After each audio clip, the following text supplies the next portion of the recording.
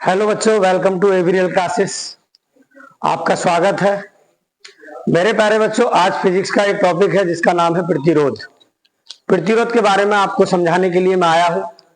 प्रतिरोध होता क्या है, किस तरीके से काम करता है, क्या करता है, क्या काम होंगे इसके, ऐसे तमाम अनगिनत क्वेश्चनों के जो आंसर जो होंगे वो प्रतिरोध से रिलेटेड जो क्वेश्चन होंगे उनके जो आंसर होंगे वो मैं बिल्कुल बहुत बढ़िया तरीके से आपको समझाने वाला हूं। तो मेरे प्यारे बच्चों, स्टार्ट करते हैं आज की क्लास प्रतिरोध से। प्रतिरोध होता क्या है? तो मेरे प्यारे बच्चों, प्रतिरोध एक प्रकार से जो तार होता है, तार के अंदर जब विद्युत धारा प्रवाह करती है तो उसके अंदर जो प्रतिरोध उत्पन्न होता है, तो प्रतिरोध उत्पन्न होने के बाद ये क्या काम करता है, ये उस धारा का विरोध करता है। जिस प्रकार से एक पतले पाइप में पानी जब प्रवाहित होता है तो धीरे बहता है। पतले तार में, पतले पाइप में अगर पानी को हम प्रवाह कराएं, अगर प्रवाह कराते हैं तो वो बहुत धीमी गति से बहता है। उसी जगह अगर एक मोटे पाइप को ले और उसमें प्रवाह कराएं तो ध्यान रखना बहुत तेजी गति से उसमें प्रवाह होता है। कहने का मतलब है, छोटे पाइप में पाइप रुककर दबाव ज्यादा होकर बहता है, और जबकि मोटे पाइप में दबाव कम होता है और वो आसानी से बह जाता है। याद रखना, मोटर के जो पाइप में पानी दबाव के कारण बहता है, जब हम इंजन या ट्यूबवेल वगैरह के जो मोटा पाइप होता है उसमें जब पानी चलता है तो वो बिना दबाव के चलता है। तो मेरे प्यारे बच्चों, होता क्या है कि जब तार पतला होगा तो प्रतिरोध कितना होगा, ज्यादा होगा। तो प्रतिरोध की जो डेफिनेशन होती है वो यह होती है, ध्यान दें, जब कोई चीज बिजली के बहाव को रोकती या धीमा करती है, जब कोई पदार्थ या जब कोई तार बिजली के बहाव को क्या करता है, धीमा करता है और उसको रोकने की कोशिश करता है, तो हम उसे प्रतिरोध कहते हैं। क्या करते हैं? प्रतिरोध। रोध का मतलब होता है किसी चीज को रोकना, तो प्रतिरोध कहते हैं। अगर तार पतला होगा तो प्रतिरोध ज्यादा होगा। जिस तरीके से जो पानी का जो पाइप होता है पतला होता है, उसमें जब पानी बहता है तो दबाव के कारण बहता है।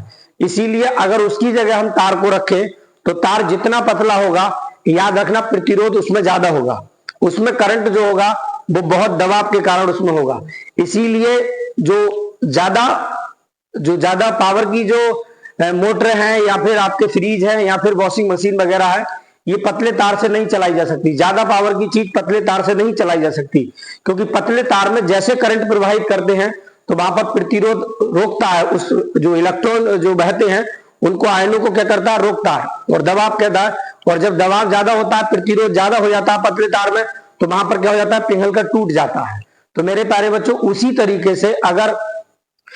तरीके से अगर मोटे तार की बात करें तो मैंने अभी एग्जाम्पल समझाया था, अगर हम मोटे पाइप में अगर पानी को प्रवाह करें तो बिना दाब के आराम से निकल जाएगा पानी।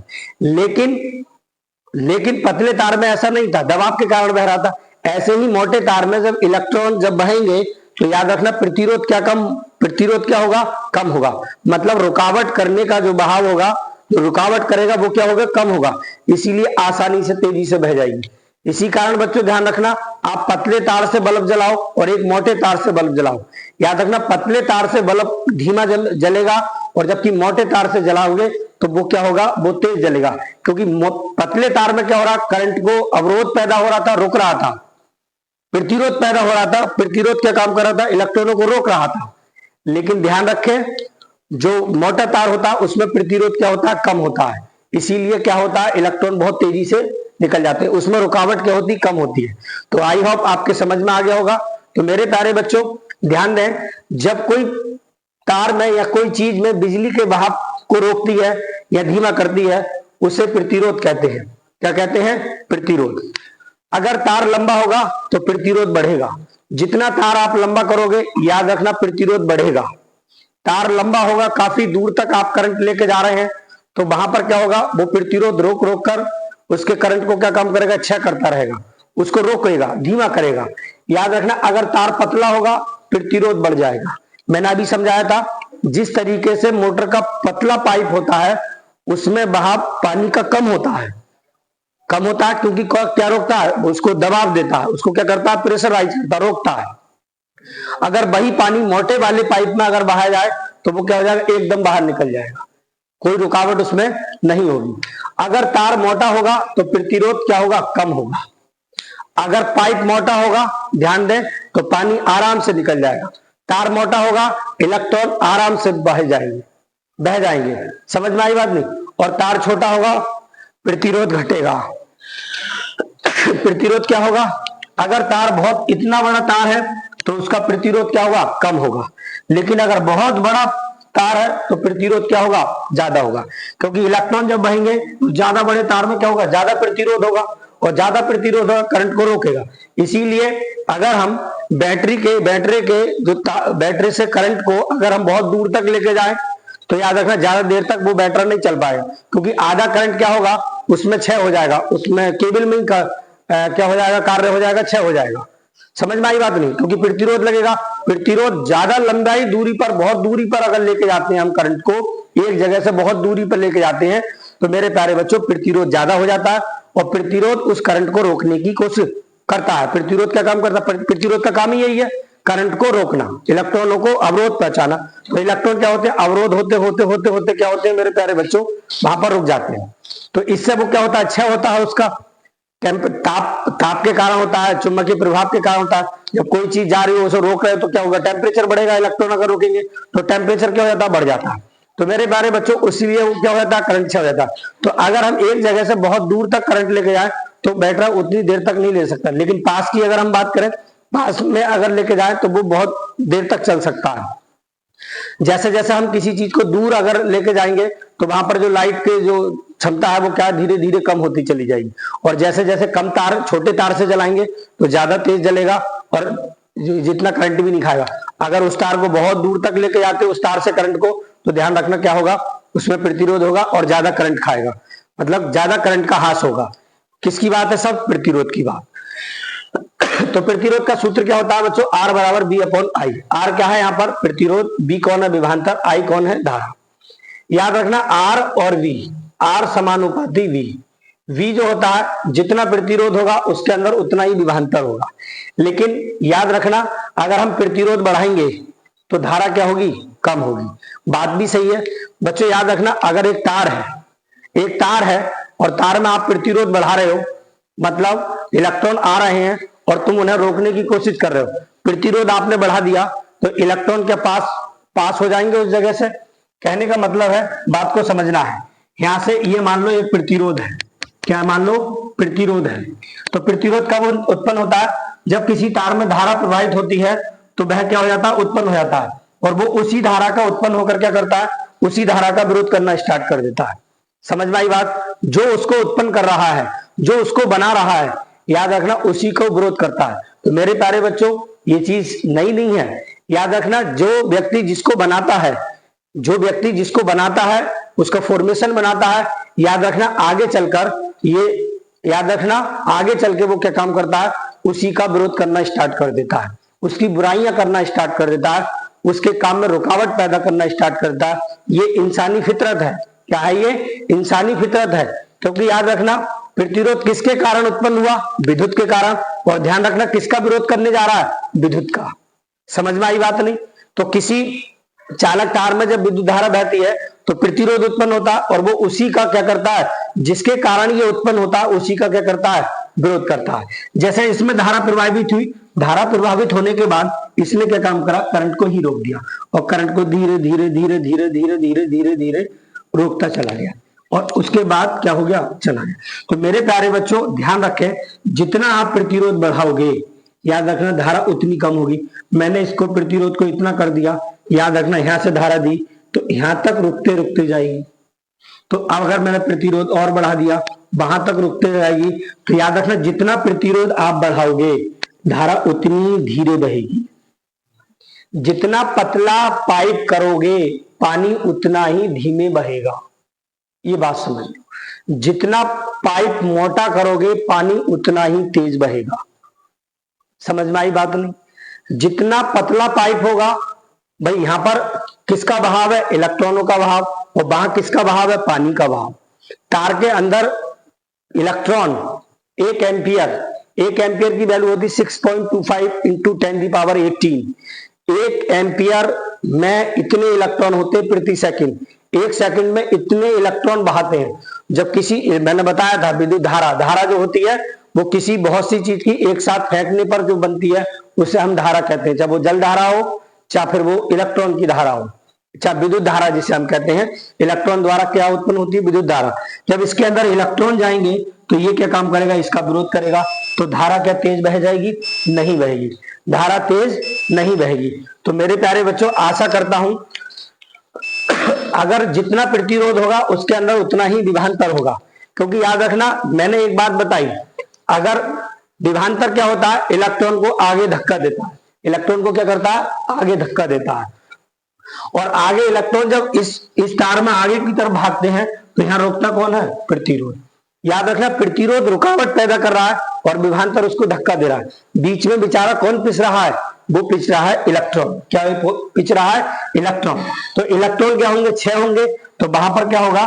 तो ध्यान रखना, आगे विभवांतर, जितना विभवांतर होगा उतना प्रतिरोध होगा। कहने का मतलब है जितना प्रतिरोध होगा, जितना प्रतिरोध होगा, याद रखना क्या होगा? आर समानुपाती बी। आर समानुपाती बी। आर जितना होगा बी उतना होगा, क्योंकि वी विभवांतर क्या काम करेगा? इलेक्ट्रॉन को धक्का देगा और उधर उतना ही प्रतिरोध, जितनी तेजी से वो धक्का देगा प्रतिरोध उतनी तेजी से उसे रोकेगा। बीच में कौन पिस रहा है? बीच में पिस रहा है इलेक्ट्रॉन। कौन पिस रहा है? इलेक्ट्रॉन। क्योंकि मुक्त इलेक्ट्रॉन के कारण क्या बहती है? धारा बहती है। अगर आप ध्यान दें, ये समानुपाती हो गया। ये क्या है? आई क्या है? व्युत्क्रमानुपाती। जितना प्रतिरोध होगा, जितना तार के अंदर प्रतिरोध होगा, मतलब रुकावट होगी, याद रखना धारा क्या होगी? कम बहेगी। भाई धारा बह रही है फुल तेजी से और प्रतिरोध रोक रहा है, तो धारा क्या जाने देगा? प्रतिरोध नहीं जाने देगा। क्या है? नहीं जाने देगा। इसी कारण क्या होता है? आर बराबर बी अपॉन आई। आर जहां क्या है? जहां आर क्या है? जहां आर क्या है? आर है बच्चों, एक मिनट मार्कर चेंज कर दूं, थोड़ी इंक या प्रॉब्लम है। तो मेरे प्यारे बच्चों, जहां आर क्या है? जहां आर है प्रतिरोध। क्या है बच्चों? प्रतिरोध। उसके बाद आई यहां पर क्या है? धारा। आई क्या है? धारा। और बी क्या है बच्चों? विभवांतर।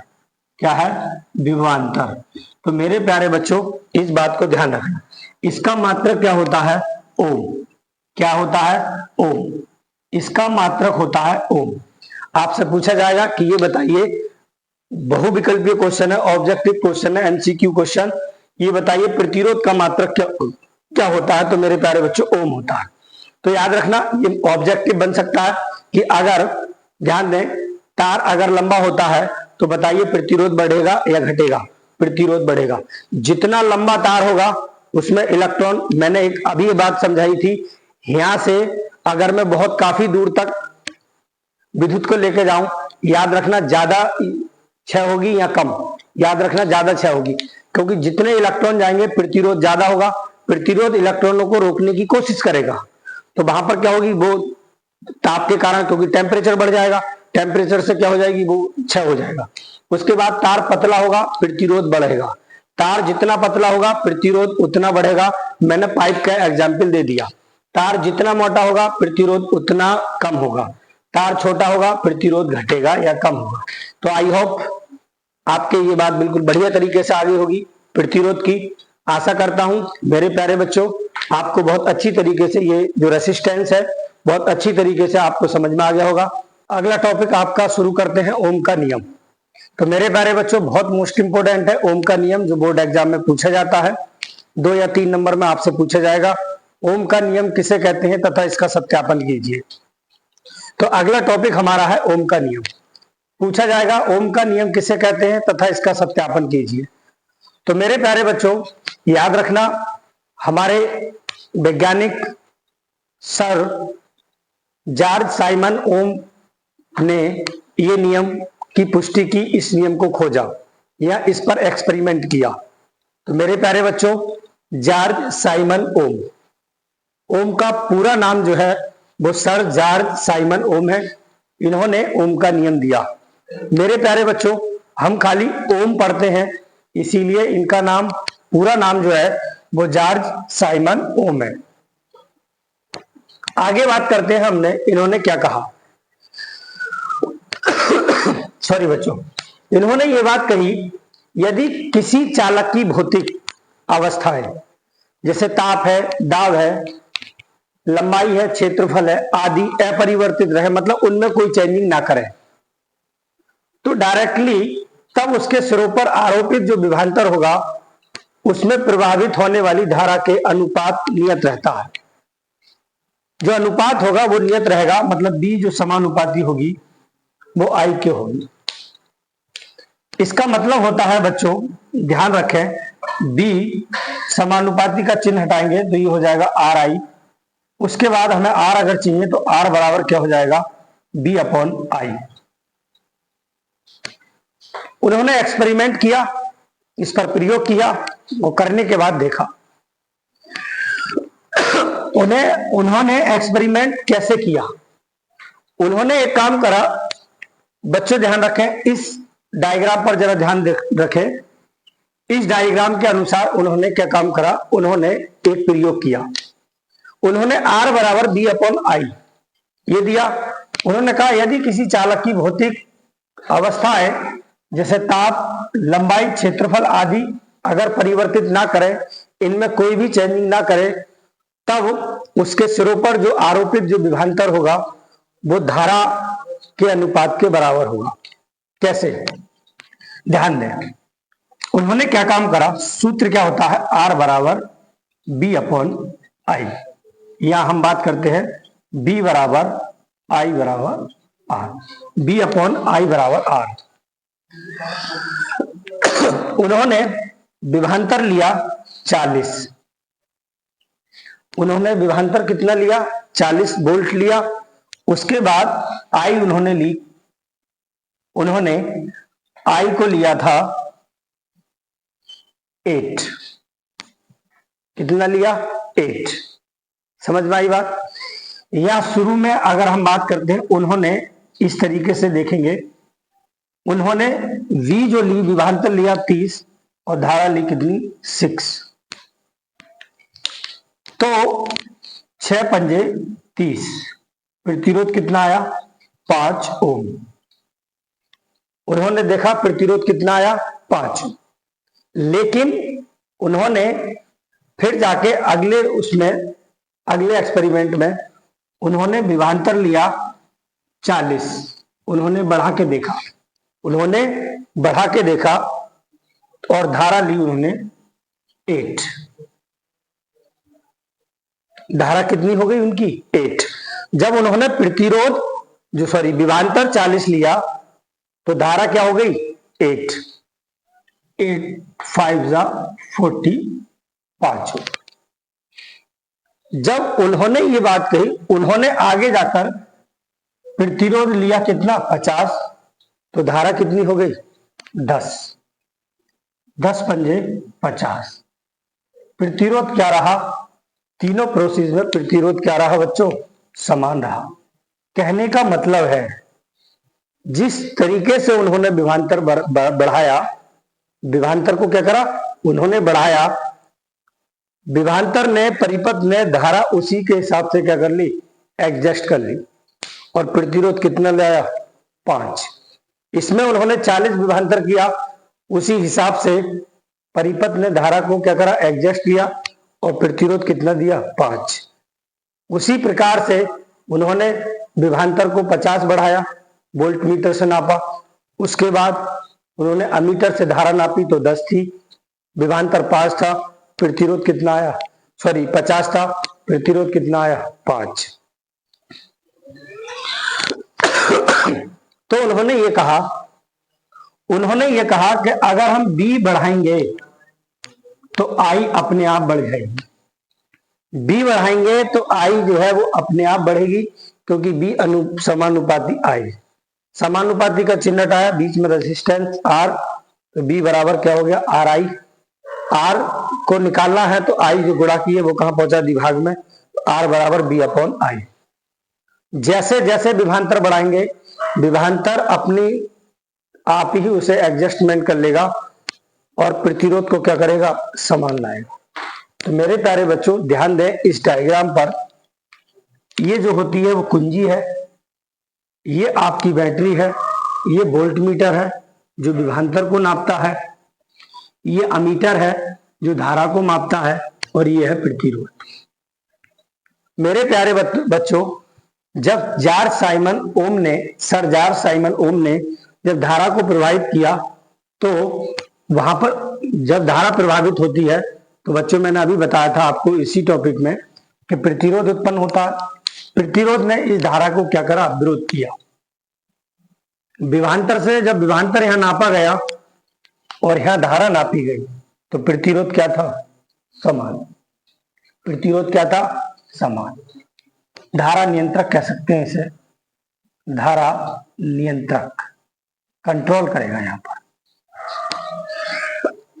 जैसे ही ये कुंजी को दबाया, धारा जब प्रभावित हुई प्लस से इधर की तरफ, तो यहाँ प्रतिरोध उत्पन्न हुआ। विभवांतर नापा और धारा नापी, विभवांतर नापा और धारा नापी, प्रतिरोध क्या आया, समान। बाद में फिर यहाँ पर हमने और ज्यादा 30 वोल्ट की बैटरी ली, फिर हमने 40 वोल्ट की विभाग 40 वोल्ट का करंट प्रवाहित किया, तो क्या हुआ, जब यहाँ 40 लिया तो यहाँ पर कितना हो गया, 8 पंजे 40, प्रतिरोध कितना आया, 5। पहले हमने 30 वोल्ट का करंट प्रवाहित किया, प्रतिरोध उत्पन्न हुआ। विभवांतर नापा कितना था, 30, और धारा कितनी थी, 6, फिर भी प्रतिरोध कितना प्राप्त हुआ, 5। दोबारा 40, तो प्रतिरोध कितना प्राप्त हुआ, 5। धारा कितनी होगी, 8। विभवांतर फिर लिया 50, धारा कितनी होगी, 10। मतलब कहने का है तीनों कंडीशन में कितना आया, 5 ओम, 5 ओम, 5 ओम। कहने का मतलब है कि आप विभवांतर और धारा को कितना भी बढ़ाएं, प्रतिरोध क्या रहेगा, कांस्टेंट रहेगा, समान रहेगा। समझ में आई बात। इसीलिए उन्होंने देखा कि ये हो क्या रहा है, अगर मैं विभवांतर को 30 कर रहा हूं तो धारा अपने आप एडजस्ट होकर कितनी हो रही है, कितनी, 6 पंजे 30। उन्होंने आगे एक्सपेरिमेंट किया, उन्होंने विभवांतर को 40 लिया, धारा एडजस्टमेंट करके कितनी हो गई, 8 अपने आप, तो कितना हो गया, 5। फिर उन्होंने क्या लिया, 50, फिर धारा कितनी हुई, 10, फिर भी प्रतिरोध क्या आया, बराबर आया। समझ में आया बच्चों। यदि किसी चालक की, तब उन्होंने नियम दिया, यदि किसी चालक की भौतिक जैसे ताप, लंबाई, क्षेत्रफल आदि अगर अपरिवर्तित रहे, इनमें कोई भी चेंजिंग न की जाए, तब उसके सिरों पर आरोपित विभवांतर तथा उसमें प्रवाहित होने वाली धारा का अनुपात एक नियत रहता है, कांस्टेंट रहता है, नियत रहेगा, बराबर रहेगा, बी समानुपाती आई। जितना आप बी बढ़ाओगे धारा उतनी बढ़ेगी, जितना आप सॉरी बच्चों आई घटाएंगे, याद रखना विभवांतर उतना कम होगा। यहाँ पर 30 है तो 6, यहाँ पर कितने का फर्क आया, 2 का, यहाँ पर कितने का फर्क आया, 2 का, यहाँ पर 30 से कितना करा, 40। जैसे 10 विभवांतर बढ़ा रहा है, वैसे ही 2 क्या बढ़ रही है, धारा बढ़ रही अपने आप, और प्रतिरोध क्या आ रहा है, सम आ रहा है। इसी को बच्चों क्या होता है, फिर उन्होंने क्या हुआ, एक आरेख बनाया, किरण आरेख बनाया। उन्होंने क्या काम करा, जैसे जैसे उन्होंने धारा बढ़ाई वैसे वैसे क्या हुआ, विभवांतर बढ़ा। जैसे धारा बढ़ा रहे वैसे विभवांतर, तो उन्हें एक सीधी रेखा प्राप्त हुई। तो जैसे जैसे तार से प्रवाहित धारा बढ़ती है, तार के आर पार विभवांतर रैखिक रूप से बढ़ता है। तो उन्होंने एक रेखिक तौर पर एक क्या काम करा, रेखिक आरेख बनाया और लाइन खींचने के बाद जैसे जैसे उन्होंने धारा बढ़ाई वैसे वैसे विभवांतर बढ़ता गया, तो एक उन्हें सीधी रेखा प्राप्त हुई। तो जैसे जैसे तार से प्रवाहित धारा बढ़ती गई वैसे वैसे विभवांतर जो है वो तार के आर पार क्या हो गया, रैखिक रूप से बढ़ता गया, और सूत्र बना R बराबर B/I। इसी को ओम का नियम कहते हैं।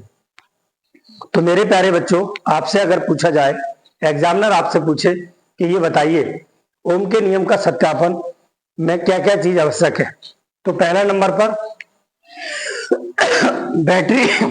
पहले नंबर पर बैटरी, उसके बाद की वोल्टमीटर, अमीटर, प्रतिरोध, धारा नियंत्रण आदि के द्वारा हम ओम के नियम का सत्यापन कर सकते हैं।